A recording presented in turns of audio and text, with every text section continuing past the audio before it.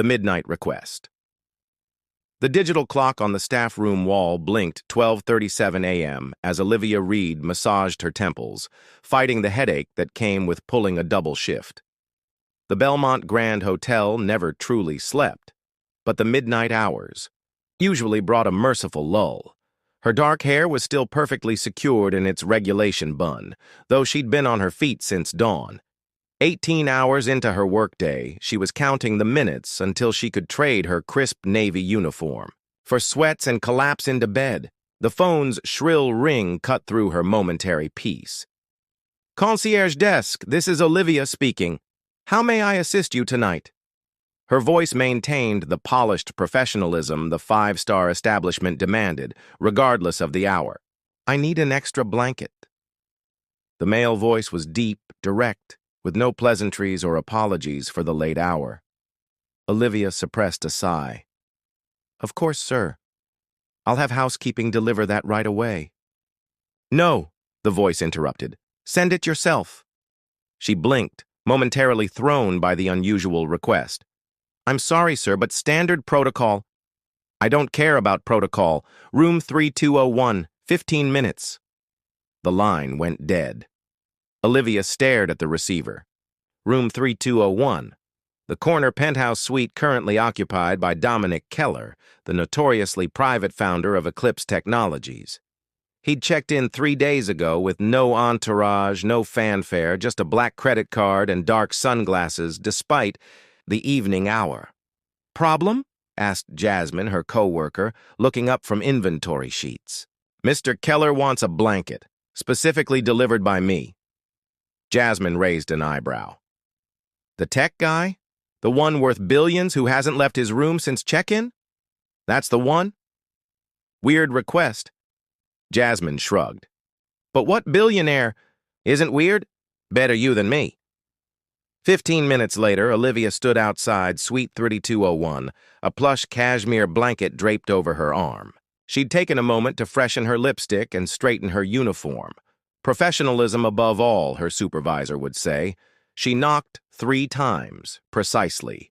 The door opened to reveal a man nothing like the glossy magazine photos. Dominic.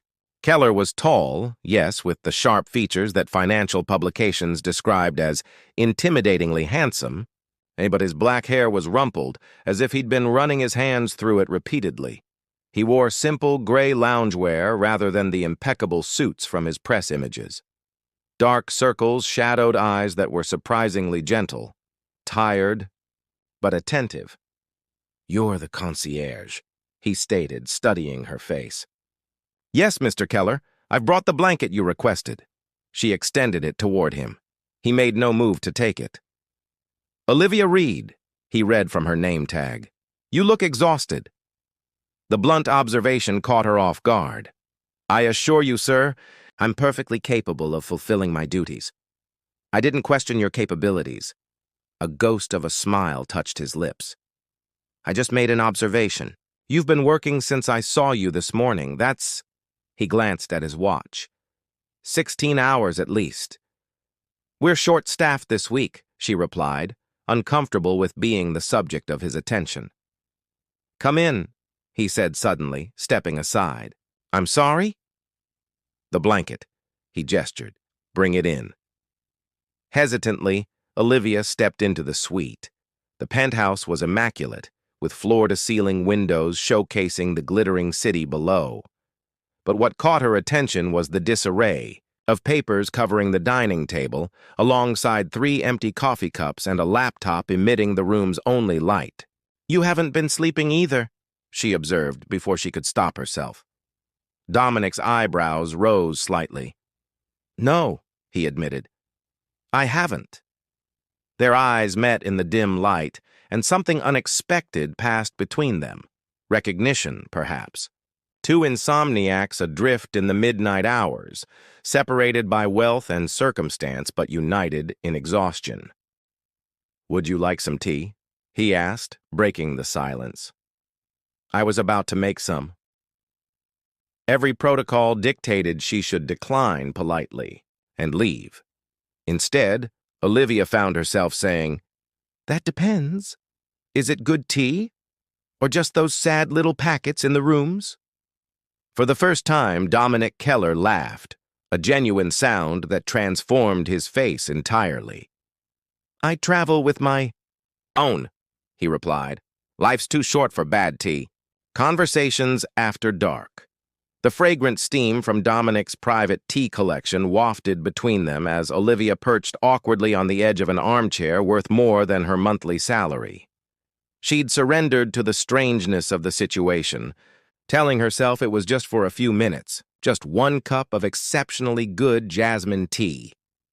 You're wondering why I asked for you specifically, Dominic said, settling into the chair opposite her. The city's constellation of lights created a glowing backdrop behind him. The thought had crossed my mind, Olivia admitted. She cradled the delicate porcelain cup, appreciating its warmth. Most guests don't even remember staff members' faces, let alone request them by position. I notice people who are good at what they do. He took a sip, watching her over the rim of his cup. Yesterday, you handled the Sullivan party's impossible. Demands without a single crack in your composure. Then redirected the drunk businessman who was harassing the bartender, all while organizing transportation for the ambassador's unexpected entourage. Olivia blinked in surprise. You were watching me? I was in the lobby working. You were... He paused, searching for the right word. Impressive? She felt her cheeks warm slightly at the unexpected compliment. It's just my job. No. Dominic shook his head. Just doing the job would be managing those situations adequately. You turned potential disasters into smooth operations. That's talent. The conversation shifted then, flowing with surprising ease as minutes stretched into an hour. Dominic spoke of his current project, developing technology to make clean water more accessible globally, with a passion that transformed him from the stern-faced CEO in magazine covers to someone vibrant and driven. What about you? He asked eventually. Hotel concierge doesn't strike me as your childhood dream. Olivia laughed softly. No, not exactly. I wanted to be a travel writer. The admission slipped out before she could catch it, a dream she rarely voiced aloud anymore. What happened? Reality, she shrugged. My father got sick my senior year of college. Medical bills piled up. I needed stable work with good health insurance, not the uncertainty of freelance writing. Do you still write? His question was gentle, curious, rather than pitying. Sometimes. Small pieces for local publications, reviews of hidden city spots tourists never find. She smiled faintly. The hotel actually helps. I get to recommend the authentic experiences to guests willing to venture beyond the typical attractions. Dominic leaned forward. Tell me one. Something you wouldn't put in the official hotel guide. His genuine interest caught her off guard. She found herself describing the elderly Italian couple whose tiny restaurant served homemade pasta at communal tables, where diners arrived as strangers and left as friends. As she spoke, Dominic listened with undivided attention, asking questions that revealed a sincere curiosity rather than polite conversation. Why don't you sleep? She finally asked, curiosity overcoming professional boundaries. Your room has the best mattress in the city. Something vulnerable flickered across his face. My mind won't quiet. The company is facing a critical phase. We're close to a breakthrough that could help millions, but there are complications. Corporate rivals? He smiled ruefully. Among other things, when you operate at this level, success creates powerful enemies. That sounds lonely, she observed. It is. The simple acknowledgement hung in the air between them. People see the wealth, the power. They don't see the weight that comes with it. Olivia nodded slowly. Everyone sees what they expect to see. The efficient concierge, the powerful CEO. Not everyone, Dominic said quietly. Their eyes met, and something shifted in the atmosphere. The chime of Olivia's phone shattered the moment. She glanced down and jumped to her feet. "It's nearly 3. I should go. I have the morning shift in 5 hours." Dominic stood as well, suddenly formal again. "Of course. I've kept you too long." At the door, Olivia turned. "Thank you for the tea, Mr. Keller." "Dominic," he corrected. "Please." "Dominic," she repeated, testing the name. "Thank you for the conversation as well. Would it be terribly inappropriate to ask if you might bring me another blanket tomorrow night?" His expression was carefully neutral, but his eyes held a question that had nothing to do with bedding. Professional boundaries screamed in warning. Her career, her reputation, the fundamental imbalance between their positions, all excellent reasons to politely decline. Instead, Olivia heard herself say, "We have several weights available. You might need to try a few to find the right one." His smile was slow and genuine. "I'm a particularly difficult customer. It could take several nights to get it exactly right." "The Belmont Grand prides itself on personalized service," she replied, returning his smile despite herself. "Good night, Dominic." As the door closed behind her, Olivia leaned against the corridor wall, heart racing. She was playing with fire, she knew. Yet as she headed toward the service elevator, she couldn't help but feel more alive than she had in years, as if some dormant part of herself had suddenly awakened in the strange, quiet intimacy of a midnight. Conversation with a man who, against all expectations, had seen beyond her uniform to the person within. Secrets between floors. 2 weeks into their midnight ritual, Olivia found herself checking her appearance in the staff bathroom mirror before heading to the penthouse, something she'd never done for any other guest. Tonight, she'd loosened her regulation bun slightly, allowing a few tendrils to frame her face. Not enough to be unprofessional, just enough to feel like herself. Their nightly meetings had evolved a comfortable routine. She would arrive precisely at midnight with some trivial item, extra towels, a specific brand of sparkling water, replacement stationery, excuses that grew thinner each night. He would invite her in for tea, and minutes would dissolve into hours of conversation that left her functioning on too little sleep, but somehow more energized than she'd felt in years. Tonight, she carried a local literary magazine featuring her latest restaurant review, published under a pseudonym. She hadn't planned to show him, but his genuine interest in her writing had prompted her to tuck it into her pocket before leaving home. The familiar 3 knocks. The door opening to reveal Dominic, his formal business attire exchanged for casual clothes that made him look younger, more approachable. "I brought those specialty chocolates you asked about," she said, maintaining their pretense for anyone who might be watching. Once inside, the facade dropped. "You look different tonight," he noted, studying her face. Good different or bad different? The question slipped out before she could catch it. His eyes crinkled at the corners. "Definitely good. You seem more you." They settled into their usual spots, the city lights twinkling below like fallen stars. Tonight, instead of tea, he'd prepared hot chocolate with cinnamon, remembering her casual mention days ago that it was her childhood comfort drink. "Something happened today," Dominic said, his expression uncharacteristically hesitant. "I've been offered a significant acquisition deal for Eclipse's water purification technology." "That's good, isn't it?" Olivia asked, noting the conflict in his eyes. "It would make the shareholders happy. Triple their investment overnight." He ran a hand through his hair, a gesture she now recognized as frustration. "But the acquiring company wants to commercialize it exclusively for luxury markets, high-end filtration systems for wealthy homes and upscale hotels. Not exactly making clean water accessible globally," Olivia observed quietly. "Exactly. They'd bury the low-cost application I've been developing." His jaw tightened. "But refusing means potentially losing investor support when we need it most." Olivia considered this. "What does your board advise?" "Take the money. Secure the company's future. His laugh was hollow. Be practical, they say. But you didn't build Eclipse to be practical. You built it to make a difference. She spoke with certainty, having listened to him talk about his vision night after night. Dominic looked at her with surprise. Most people would tell me to take the deal. Even my closest advisors think I'm being idealistic. I'm not most people, she replied simply. And neither are you. Something shifted in his expression.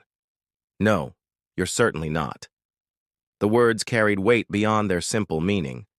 Silence stretched between them, charged with unspoken recognition.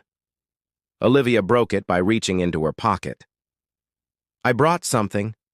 She offered the magazine, suddenly self-conscious. My review was published. It's nothing special. Just a small, local publication. Olivia. He took the magazine reverently. This is a big deal. He read the article while she watched nervously, her heart beating too fast.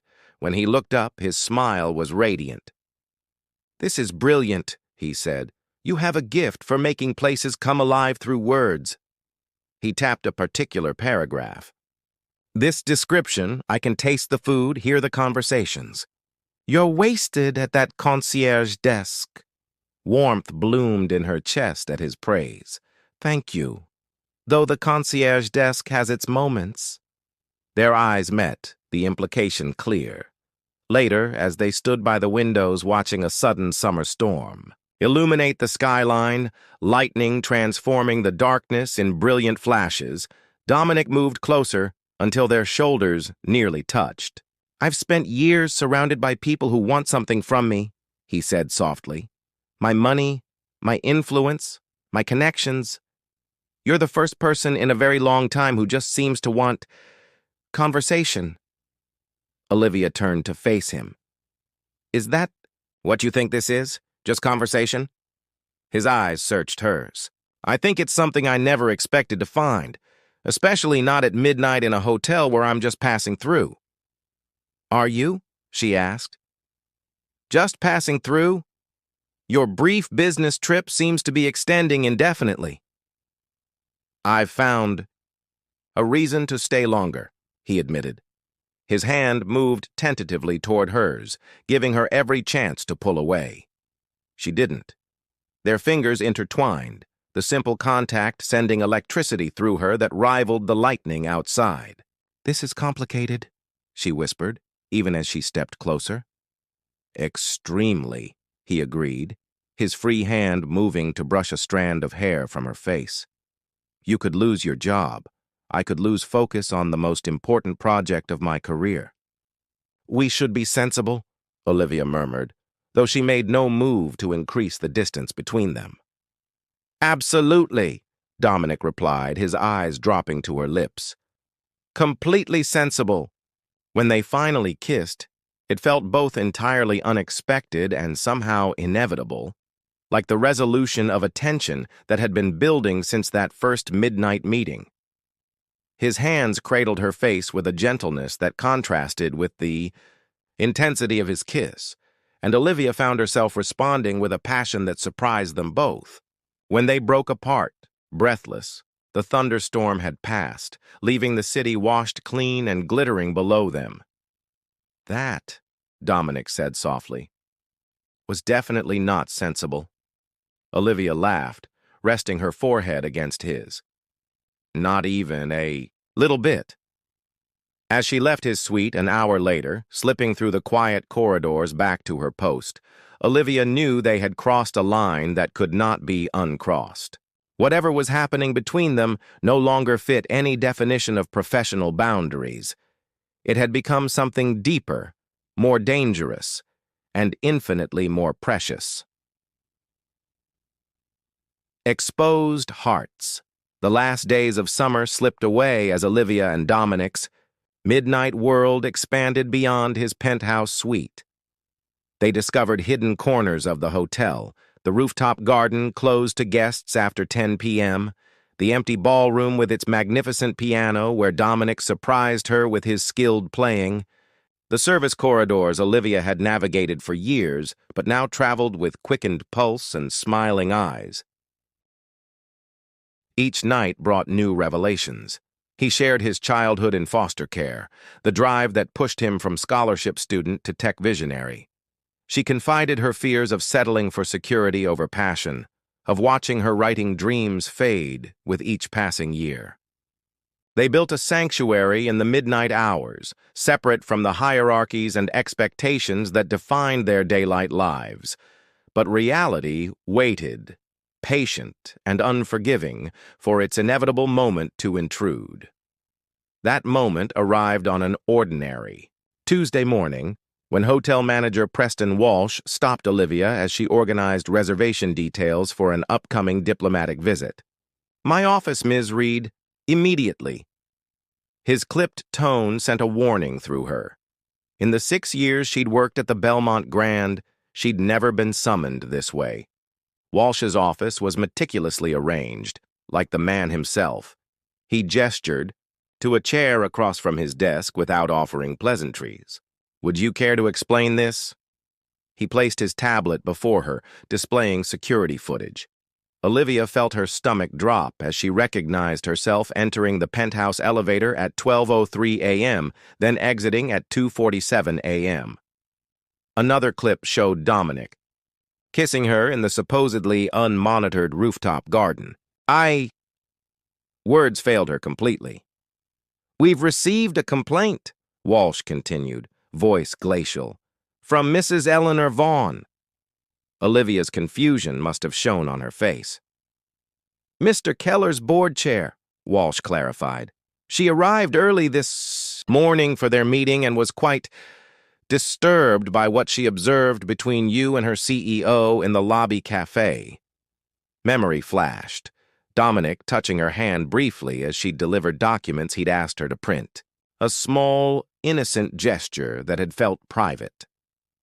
"The Belmont Grand's reputation is built on discretion and professionalism," Walsh continued. "Our high-profile guests expect staff to maintain appropriate boundaries. This," he gestured to the tablet, "is grounds for immediate termination." "I understand," Olivia managed, her voice distant to her own ears. "However," Walsh's tone shifted slightly, "Mr. Keller is an extremely valuable client. Creating an incident might damage our relationship with him and Eclipse Technologies." His expression made clear his distaste for the situation. "You're being reassigned, effective immediately. The Westbrook property in Phoenix has an opening. You'll transfer there next week." "Phoenix?" Olivia repeated numbly. 2,000 miles away. "Consider it generosity that you're being transferred rather than fired," Walsh said dismissively. "You're suspended until your transfer. Please clear your personal items and surrender your access card before leaving." 30 minutes later, Olivia stood outside the hotel, a small box containing 6 years of her life clutched in trembling hands. Her phone chimed with a message from Dominic. "Meeting running long, counting hours until midnight." She couldn't bear to respond. When Dominic found her apartment that evening, Olivia almost didn't answer his increasingly urgent knocks. Eventually, she opened the door to his worried face. "What happened? You disappeared and the front desk said you were no longer available." His confusion shifted to alarm as he took in her reddened eyes. "Olivia, what's wrong?" She let him in, her small apartment suddenly too confined with his presence. "Security footage," she said flatly. "Eleanor Vaughn. The hotel has a strict policy against staff fraternizing with guests." Understanding dawned in his eyes. "They fired you? Because of me? Transferred to Phoenix?" "This is unacceptable." Dominic's voice hardened into the tone she imagined he used in boardrooms. "I'll speak to management.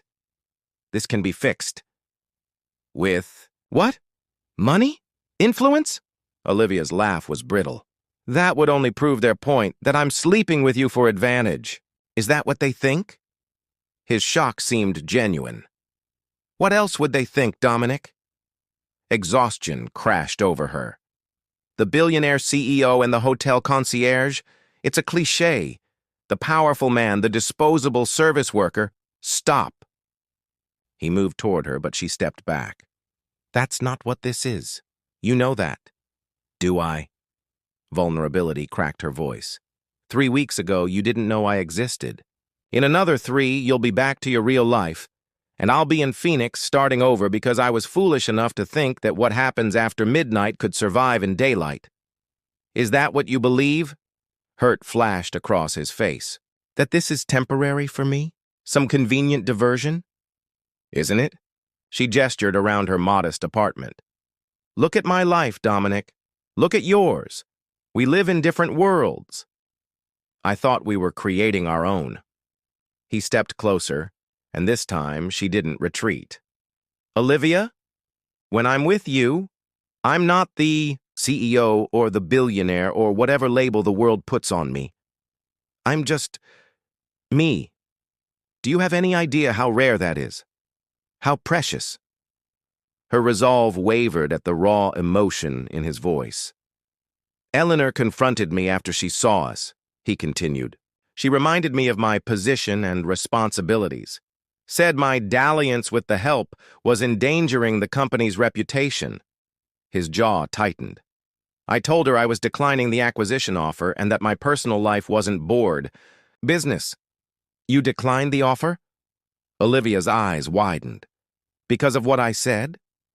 Because you reminded me of who I actually am and what Eclipse was meant to be. He took her hands. I've spent years making decisions based on expectations, what investors want, what the market demands. You made me remember what matters. Tears threatened again. And now you've antagonized your board chair, and I've lost my job. How is this not a disaster? Because some things are worth fighting for. Dominic's hands tightened around hers. I'm not asking you to upend your life. I'm asking you not to decide our ending before we've really begun. What are you suggesting? I don't know exactly, he admitted. But I know I'm not ready to lose us, because it doesn't fit neatly into other people's expectations. Olivia studied his face, searching for doubt or hesitation and finding none. I don't want your charity, Dominic. I don't want to be someone you feel responsible for. Good, because that's not what I'm offering. His thumbs traced circles on her palms. What I want is a chance, for us to figure this out as equals. The rest is just details. The future remained uncertain, complications unresolved. But as Dominic pulled her into his arms, Olivia allowed herself to believe that perhaps some midnights could stretch into mornings after all. Beyond midnight, winter came early to the city, frosting windows and transforming breath to vapor. 3. Months had passed since that pivotal night in Olivia's apartment. 3 months of adjustment, uncertainty, and surprising discoveries. Olivia stood in front of the Meridian publishing offices, clutching a portfolio containing her completed manuscript. The brass nameplate gleamed in the December sunlight, simultaneously inviting and intimidating. 6 interviews in the past month had led to this moment. Her final meeting with editorial director Sophia Blackwell. Her phone vibrated with a message from Dominic. Whatever happens, remember, you're a writer whether they recognize it today or not. I believe in you. His unwavering support had been her anchor through the tumultuous transition. She smiled, remembering how adamantly she'd refused his offers of financial assistance, determined to stand on her own merits. I don't need you to solve my problems, she'd told him firmly. I need you to believe I can solve them myself. And remarkably, he'd listened. Instead of imposing solutions, he'd become her sounding board as she'd pivoted her career path. The severance package from the Belmont Grand, surprisingly generous after Dominic had conversations with upper management, had provided a 3-month cushion, time to finish her book and pursue publishing opportunities. Taking a deep breath, Olivia entered the building, her heart pounding a staccato rhythm against her ribs. 2 hours later, she emerged, dazed and euphoric. Sophia had offered her a junior editor position, with the understanding that her travel anthology would be published in the spring. "Your perspective is fresh," Sophia had said. "You see places through multiple lenses, the insider, the outsider, the dreamer, the pragmatist. It's compelling." Olivia's fingers trembled as she called Dominic. "They offered me the job," she said when he answered. "And they're publishing my book." His whoop of joy was so loud, she had to hold the phone away from her ear. "I knew it. I absolutely knew they would. Please tell me we can celebrate tonight." "Actually," she replied, "I have plans I can't break. Rain check until tomorrow?" His disappointed acceptance made her smile as she hailed a taxi. The Eclipse Technologies headquarters occupied a renovated industrial building, glass and steel, harmonizing with original brick and timber.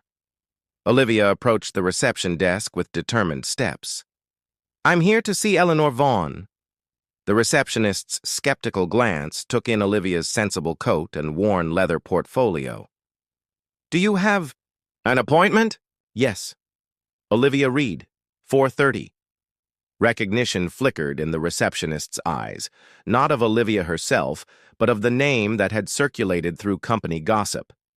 "Of course, Ms. Vaughn is expecting you." Eleanor Vaughn's office exuded understated power. Minimalist furnishings of exceptional quality, modern art that Olivia recognized as valuable original pieces. The woman herself stood as Olivia entered, her silver hair framing sharp features that revealed little. "Ms. Reed," her tone was neither welcoming nor hostile. "I confess I was surprised by your request." That evening, Olivia waited in Dominic's penthouse, not the hotel suite where they'd first connected, but his actual home, where she now spent most nights. She'd arranged small candles throughout the space, their glow creating pools of golden light against the winter darkness beyond the windows. When he entered, his surprise was evident. "I thought you had plans." "I did. They involved preparing this." She gestured to the intimate dinner setting she'd arranged. "And something else." His eyes widened as she handed him a folder bearing Eclipse's logo. "What's this?" "Open it." Inside was her proposal, now stamped with Eleanor's preliminary approval for board review. "You met with Eleanor?" Disbelief colored his voice as he scanned the documents. "These implementation strategies, Olivia, this is brilliant. But how did you—" "I realized something important," she said, taking his hands. "I spent years being defined by my job, hiding my real dreams, believing I had to choose between security and passion." She squeezed his fingers. "You helped me see beyond those false limitations. But our relationship doesn't define me either." Understanding dawned in his eyes. "You did this completely independently."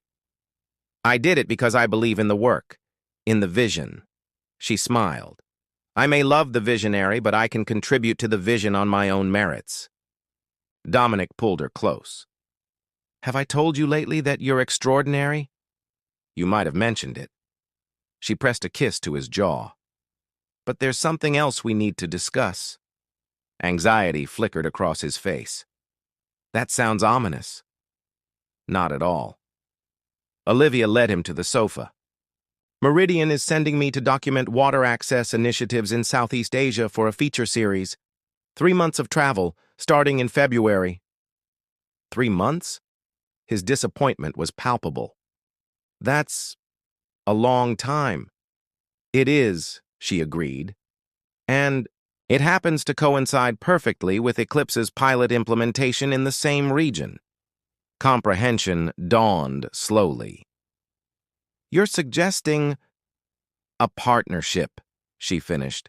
"Professional and personal. Your technology, my documentation. Different purposes, shared journey." Dominic laughed, pulling her into his lap. "You never cease to amaze me." When I sent that midnight blanket request, I never imagined that it would change everything. She pressed her forehead to his. Some favors lead to unexpected destinations. Speaking of destinations, Dominic said, suddenly nervous. He reached into his pocket, withdrawing a small velvet box. I had a whole elaborate proposal planned for Christmas, but right now seems perfect. Olivia's breath caught as he opened the box, revealing a stunning yet understated emerald ring. We started at midnight, he said softly, but I'm asking for forever. Marry me, Olivia. In the candlelight, as snow began falling beyond the windows, Olivia cradled his face between her palms. Their journey had begun with professional boundaries crossed in darkness, but had transformed into something neither had anticipated. A partnership of equals, seeing each other clearly in the light. Yes, she whispered against his lips. 1,000 times yes. 1 year later, they stood together on a dusty road in a small village, watching children splash in clean water flowing from a newly installed filtration system. A journalist approached. Recorder extended. Mr. Keller, what inspired Eclipse to prioritize humanitarian applications when the luxury market was more immediately profitable? Dominic glanced at Olivia, who was photographing the children's joyful faces. Sometimes the most valuable perspectives come from unexpected sources, he replied. The true innovations happen when we recognize that worlds that seem separate can actually complement each other perfectly. And you, Ms. Reed Keller. The journalist turned to Olivia. Your book chronicling this initiative has brought international attention to water insecurity. Did you ever imagine your career would take this direction? Olivia lowered her camera, smiling at her husband. The best stories begin with a simple favor at exactly the right moment. Everything after that is about having the courage to follow, where it leads, even when the path wasn't what you expected. As their fingers intertwined, Olivia reflected on how differently things might have unfolded had she declined that midnight request 1.5 years ago. In choosing to step beyond professional boundaries, beyond social expectations, beyond her own limitations, she hadn't just found love. She'd found herself, her purpose, and a partnership that honored both her independence and their connection. Some might call it serendipity. Olivia called it the courage to say yes when midnight beckoned with unexpected possibilities.